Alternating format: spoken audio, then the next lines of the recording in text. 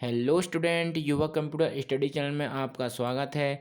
जो आज की वीडियो रहेगी वो रहेगी नोटपैड के ऊपर। और इसके पहले मैंने आपको जॉब कोर्स वाले जितने भी बच्चे हैं जो जॉब के हिसाब से प्रैक्टिकल की तैयारी कर रहे हैं, तो मैं आपको जॉब कोर्स का थ्योरिकल भी दूंगा और प्रैक्टिकल भी दूंगा। ओके, तो जो मैंने क्लास स्टार्ट की है उसकी पहली क्लास मैंने नोटपैड की अपलोड कर दिया है। इसके बाद सेकेंड क्लास आज मैं एडिट मेन्यू में कंप्लीट कर दूंगा और आज हम नोटपैड फिनिश कर देंगे। फिर अगले दिन से अपन वर्ड पैड पढ़ेंगे। तो कैसे नोटपैड को ओपन किया जाता है ये मैंने फर्स्ट क्लास में बता दिया था। हमारी जो सेकेंड क्लास रहेगी उसमें मैं आपको डायरेक्ट बताता हूँ विंडो प्लस आर के तहत हम नोटपैड को ओपन कर सकते हैं। जैसे मैंने विंडो प्लस आर किया तो यहाँ से एक रन डायलॉग बॉक्स खुला। इस रन डायलॉग बॉक्स में हमको नोटपैड लिखना है और ओके को प्रेस करना है। इसके बाद हमारा नोटपैड ओपन हो जाता है। इसको मैक्सिमाइज करूँगा तो विंडो फुल हो जाएगी। ओके, एडिट मेन्यू में हमको आज अंडो कट कॉपी पेस्ट ये सारे ऑप्शन को एक एक करके समझना है। तो ये ऑप्शन कैसे यूज़ होते हैं, किस सिचुएशन में होते हैं, ये सारी चीज़ें मैं आपको बताऊंगा। तो सबसे पहले अंडो ऑप्शन चलाते हैं। लेकिन अंडो ऑप्शन का यूज़ किस लिए होता है? यदि आप किसी भी डेटा को डिलीट करोगे तो डिलीट किए हुए डेटा को वापस लाने के लिए, अब बोलोगे सर ये डेटा कहलाता क्या है? तो डेटा जो हम कुछ भी टाइप करते हैं उसे डेटा कहते हैं। जैसे मैंने यहाँ पर टाइप किया, मैं यहाँ पर टाइप करता हूँ युवा कंप्यूटर। क्या टाइप किया बेटा? युवा कंप्यूटर मैंने टाइप किया। तो जो कुछ भी मैं टाइप करूँगा ये सब क्या कहलाएगा? डेटा कहलाएगा। अब इसको मैंने सेलेक्ट किया। अब सेलेक्ट कैसे करते हैं? तो लेफ्ट बटन को आपको दबा के रखना है और ड्रैग करना है। ड्रैग मतलब हल्का सा माउस को मूव करना है तो ये सिलेक्ट हो जाता है। लेकिन युवा सेलेक्ट नहीं हुआ, ओनली कंप्यूटर सेलेक्ट हुआ है। अब बोलोगे सर तो कंप्यूटर सेलेक्ट हुआ है युवा नहीं हुआ है, तो जो डेटा सेलेक्ट होता है वो डिलीट हो जाता है। अब डिलीट कैसे होगा? तो आपके कीबोर्ड में एक डिलीट बटन होगी, उस डिलीट बटन से क्या होता है बेटा? ये डेटा डिलीट हो जाता है। और हम एडिट मेन्यू की सहायता से भी क्लिक डिलीट कर सकते हैं। एडिट में क्लिक करेंगे और आपको ये ऑप्शन डिलीट का मिल रहा है। इसमें जैसे क्लिक करेंगे तो सिलेक्ट किया हुआ डेटा मिट जाएगा, डिलीट हो जाएगा। युवा के बाद मैंने यहाँ पर कंप्यूटर लिखा था, वो डेटा डिलीट हो गया। अब मैं चाहता हूँ कि जो मेरे हाथ डेटा डिलीट हुआ है उसको वापस लाना चाहता हूँ, तो एडिट मेन्यू में जाकर क्लिक करूँगा। इसके बाद अंडो में क्लिक करूँगा तो जो डेटा मैंने लिखा था वो डेटा पुनः वापस आ जाएगा। तो अंडो का यूज होता इसलिए है कि डिलीट किए हुए डेटा को रिटर्न लाने के लिए, वापस लाने के लिए, दोबारा देखने के लिए अंडो का उपयोग किया जाता है। बात करें कट की, तो कट में क्या होता है? डेटा कट जाता है। मैं बोलता हूँ युवा कंप्यूटर को, यहाँ से मैंने सेलेक्ट किया, एडिट मेन्यू में गए, यहाँ से मैं जैसे ही कट करूँगा तो यहाँ से डेटा हट जाएगा, कट जाएगा। अब मैं चाहता हूँ कि ये डेटा को मैं यहाँ पर पेस्ट करना चाहता हूँ। तो जिस स्थान पर कर्सर होता है उस स्थान पर डेटा पेस्ट होता है। अब बोलोगे सर कर्सर किसको कहते हैं? तो बेटा कर्सर अपन को जो ये आड़ा डंडा होता है, ब्लिंक करता होता है, इसको कर्सर कहा जाता है। अब ये कर्सर नीचे कैसे आए? तो सिंपल कुछ भी नहीं करना, कीबोर्ड की सहायता से एंटर की को प्रेस करना है। मैंने एंटर की प्रेस कर रहे हैं तो कर्सर नीचे आ रहा है, और स्पेस बार प्रेस करेंगे तो कर्सर राइट की ओर जाएगा। ओके, ये क्या हो गया भाई साहब? एक मिनट। हाँ, कर्सर में ये देखिए राइट साइड आ गया कर्सर। अब यहाँ पर मेरे को क्या करना है? पेस्ट करना है। एडिट मेन्यू में जाना है और यहाँ से पेस्ट कर देना है। तो जो अपना डेटा यहाँ था यहाँ हो गया। कट का मतलब क्या होता है? काटना। और पेस्ट का मतलब क्या होता है? चिपकाना। तो मैं करूँगा क्या? यहाँ से काट कर लाऊंगा और यहाँ पर चिपका दूंगा। पेस्ट का मतलब होता है चिपकाना। ओके, और कॉपी में क्या होगा?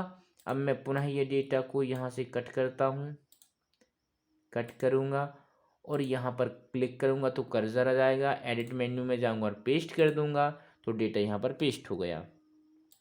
इसके बाद आता है कॉपी। कॉपी में होता क्या है कि मैं जो भी डेटा सेलेक्ट करता हूँ, इसके बाद एडिट मेन्यू में जाता हूँ, कॉपी में क्लिक करता हूँ तो ये डेटा क्या हो जाता है? डुप्लीकेट हो जाता है। अब मैं चाहता हूँ कि डेटा को नीचे पेस्ट करूँ, तो होता क्या है कि जो ये कर्सर होता है इस कर्सर को नीचे लाना होता है। एंटर की सहायता से मैं कर्सर को नीचे लाता हूँ, फिर एडिट मेन्यू में जाता हूँ और यहाँ से मैं पेस्ट करता हूँ। तो अपना जो डेटा था वो डेटा यहाँ पर भी लिखा है और वो डेटा यहाँ पर भी आ गया। इसका मतलब क्या हुआ कि जो मैंने डेटा को कॉपी किया था उसका आपस में डुप्लीकेट हो गया है, और हम पेस्ट करते हैं तो डुप्लीकेट डेटा यहाँ पर पेस्ट हो जाता है। जबकि कट में कंडीशन क्या थी कि कट करते थे तो यहाँ से डेटा हट जाता था और दूसरी जगह पेस्ट करते थे। ओके, इस तीन ऑप्शन को करने के बाद हमको ये समझ में आता है कि कट या कॉपी चलाने के बाद ही पेस्ट को चलाया जा सकता है।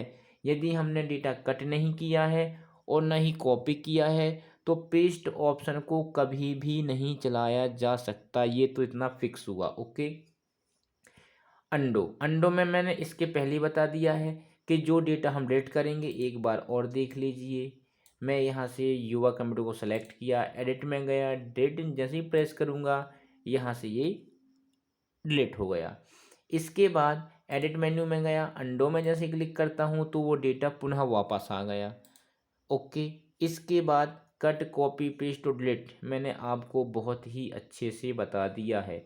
अब यहाँ पर सर्च विथ बिंग, इसका मतलब होता क्या है, इंटरनेट कनेक्टिविटी होगी तब ये ऑप्शन बकायदे चलेगा। इसमें जैसे मैं क्लिक करूँगा तो यहाँ पर एक इंटरनेट की विंडो खुल जाएगी। ये इंटरनेट मैंने अपने लैपटॉप में कनेक्ट किया नहीं है इसलिए यहाँ पर शो कर नहीं रहा है। इसके बाद आता है अपना फाइंड और फाइंड नेक्स्ट। अब फाइंड का मतलब क्या होता है, सबसे पहले आपको यहाँ पर कुछ डेटा लिखना पड़ेगा। डेटा लिखने के बाद आप जो कुछ भी यहाँ से फाइंड करेंगे वो चीज़ आपको दिखाई देगी। मैं जाता हूँ कुछ डेटा लेने के हेल्प में, अबाउट नोटपैड में जाऊँगा। इसके बाद यहाँ पर लिंक में क्लिक करूँगा। यहाँ पर कुछ डेटा मेरे को दिख रहा है तो कुछ डेटा मैं यहाँ पर सेलेक्ट करता हूँ और कीबोर्ड की सहायता से कंट्रोल+C प्रेस करूँगा तो डेटा क्या हो जाएगा बेटा, सॉरी ये लैपटॉप, कंट्रोल+C किया तो यहाँ से डेटा कॉपी हो गया। इसके बाद मेरे को पेस्ट करना है तो कंट्रोल+V प्रेस करूँगा तो डेटा पेस्ट हो गया। लेकिन जो डेटा हुआ वो एक ही लाइन में दिख रहा है तो इसको फॉर्मेट मेन्यू में जाना है और रैप टेस्ट के आगे क्लिक कर देना है। तो यहाँ से इतना सारा डेटा अपने पास आ चुका है। ओके, अब मैं चाहता हूँ कि इस डेटा में से ऑन वर्ड कितनी जगह पर लिखा है उसको मैं फाइंड करना चाहता हूँ, खोजना चाहता हूँ। ओके, लेकिन कंडीशन ये रहती है कि आप कर्सर सबसे फर्स्ट में रखना। क्यों रखना, क्योंकि कर्सर के बाद वाले डेटा के अंदर से उस वर्ड को खोजा जाता है जो आप चाहते हैं खोजना। तो एडिट मेन्यू में जाऊंगा, यहाँ से फाइंड में क्लिक करूंगा तो फाइंड का डायलॉग बॉक्स आएगा और यहाँ पर फाइंड व्हाट, आप क्या सर्च करना चाहते हैं उसको यहाँ पर लिखना है। तो मैंने लिखा ऑन, ओ नो, ऑन की स्पेलिंग थोड़ा सा गलत, ऑन। इसके बाद फाइंड नेक्स्ट में क्लिक करूंगा तो ये हाईलाइट हो रहा कि यहाँ पर ऑन लिखा है। इसके बाद फाइंड नेक्स्ट, फाइंड नेक्स्ट मतलब इसके बाद ऑन कहाँ पर लिखा है। इसके बाद ये ऑन लिखा है कॉरपोरेशन। इसके बाद ऑन कहाँ लिखा है, ये लिखा है। आपको जितना भी ऑन रहेगा, जितने बार भी फाइंड नेक्स्ट में क्लिक करेंगे तो आपको ऑन ऑन ऑप्शन दिखता चला जाएगा। फिर यहाँ पर क्या लिखा है, कैन नॉट फाइंड, इसका मतलब क्या है, इसके बाद ON नहीं लिखा हुआ है। अभी हम ऑन को खोजते हुए ऊपर से नीचे आए थे। अब यदि मैं डायरेक्शन को चेंज करता हूँ, अभी डाउन था अब करूँगा अप। अब मैं ऑन को खोजते हुए ऊपर की ओर जा रहा हूँ जो आपको दिखाई दे रहा है। ओके, तो फाइंड ऑप्शन का मतलब होता है डेटा के अंदर में से किसी भी स्पेशल कैरेक्टर को ढूंढने के लिए फाइंड का उपयोग किया जाता है। इसके बाद आता है अपना रिप्लेस। क्या आता है बेटा, रिप्लेस। ठीक है, तो रिप्लेस का मतलब क्या होता है, किसी भी वर्ड के स्थान पर दूसरा वर्ड लाना ही रिप्लेस कहलाता है। अब बोलोगे सर समझ में नहीं आया कैसा, तो बिल्कुल देखिए, फाइंड व्हाट मतलब किसके स्थान पर हमको दूसरा डेटा लिखना है। बोले तो जैसे ऑन की जगह पर मेरे को ऑफ लिखना है तो जहाँ जहाँ पर ON आया हुआ है वहाँ वहाँ पर क्या हो जाए, ऑफ हो जाए। जैसे राम की जगह पर श्याम, श्याम की जगह पर राधा।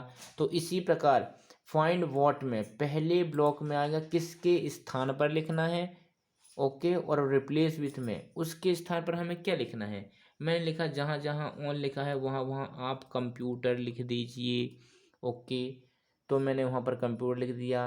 रिप्लेस ऑल में क्लिक किया तो देखिए यहाँ पर क्या लिखा था, यहाँ पर लिखा था ऑन, तो यहाँ पर क्या लिख गया बेटा, कंप्यूटर लिख गया, ओके।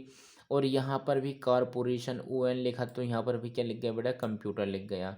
तो जहाँ जहाँ पर ऑन लिखा था वहाँ वहाँ पर रिप्लेस करके क्या हो गया बेटा, कंप्यूटर हो गया।